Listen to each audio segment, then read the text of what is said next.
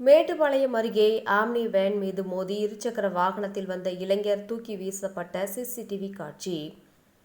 கோவை மாவட்டம் மேட்டுப்பாளையம் சத்யசாய் நகர் பகுதியை சேர்ந்தவர் ஹரிஷ் மற்றும் அவரது நண்பர் சஞ்சித் நண்பர்களான இருவரும் நேற்று மாலை மேட்டுப்பாளையத்திலிருந்து அன்னூர் நோக்கி இருசக்கர வாகனத்தில் சென்று கொண்டிருந்தனர். ஜடையம்பாளையம் அருகே வந்தபோது சாலையின் ஒரு புறம் இருந்த மற்றொரு புறம் ஆம்னி வேன் சாலையை கடந்தபோது எதிர்பாராத விதமாக இருசக்கர வாகனத்தில் வந்த இருவர் ஆம்னி வேன் மீது மோதியதில் இதில் பின்னால் அமர்ந்திருந்த ஹரிஷ் தூக்கி வீசப்பட்டார். இருசக்கர வாகனத்தில் வந்த இருவரையும் அக்கம்பக்கத்தினர் மீட்டு ஆம்புலன்ஸ் மூலம் மேட்டுப்பாளையம் அரசு மருத்துவமனைக்கு சிகிச்சைக்கு அனுப்பி வைத்தனர்.